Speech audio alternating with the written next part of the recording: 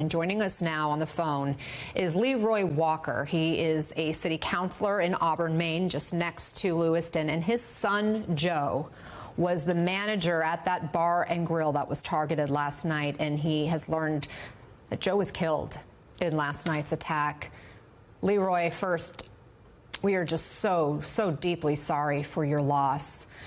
Thank you for taking a moment to talk with us. If you could share what's going through your mind as you process this? Oh boy, right now it's what are we going to do tomorrow, the next day, and how are we going to handle all this? His poor wife, Tracy, is just torn apart from the news, which took 14 plus hours to tell us and then notify us of this, which is just totally a nightmare. None of us slept. We were up all night. We didn't know where to go, who to turn to. The state police took over the crime scene. They didn't notify any of us people that were waiting to hear about something or anything. I guess the FBI got involved. They were there by 11 or 12. Again, they didn't notify anybody or reach out to anybody. And they knew we were all looking for our loved ones because the hospital had all of our names. Everybody that was looking for a loved one, the hospital had our names. All they had to do was check in with the hospital. They knew that's where we were all sent. But these double-doos have got to, whatever they call it, sweep the place and this and that. And they can't touch the bodies. They can't do this. While we're all suffering and dying in a nightmare that we don't understand. This does sound like such an unimaginable situation to have to go through this, and the nightmare that you describe. I can understand, or I probably can't understand how you must feel, but I just want you to know how much my heart is with you right now. What do you want us to know about Joe? I want you to know that Joe was a great son, loving husband. He had 2 grandchildren and a stepson living at home with them, bringing them all up. Loved thousands of people loved him. He started all the sports games that Schemengees has been doing for the past 5-6 years. He has grown that business tremendously.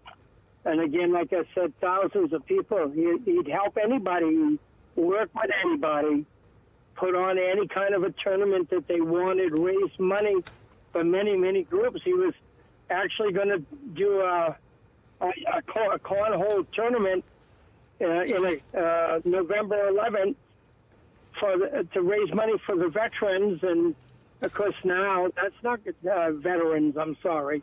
And because that's not going to work now because he's dead. So, a hell of a loss to the community. He's done everything that he could in his community. He took over his mom's homestead when she passed away, and he's remodeled, rebuilt it all. He's got 2 brothers that live side by side with him, and we have another brother that lives out of state for Joey, and it's just crazy. It's still a nightmare. I know he's gone. I've gone through this before. I lost a daughter in a car accident over 25 years ago in Lisbon. And now I've lost a son across the river. I live in Auburn, and so did my son. And now I've lost him to somebody that, has got a sick illness or, something. I don't know exactly what's wrong with the man or what happened, but I'm just I guess I'm living cloud 9 somewhere, as I think. Well, Leroy, nobody should have to go through what you're going through as a parent and to lose a son in this manner. Just so unbelievable. If you can, walk us through those events last night, those moments when you realized your son wasn't accounted for.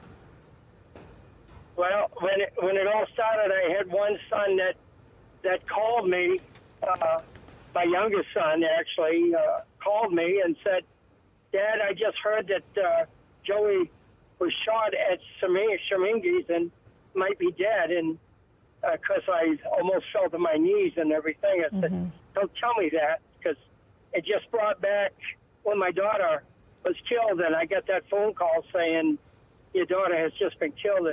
It brought it all back, and I just fell apart.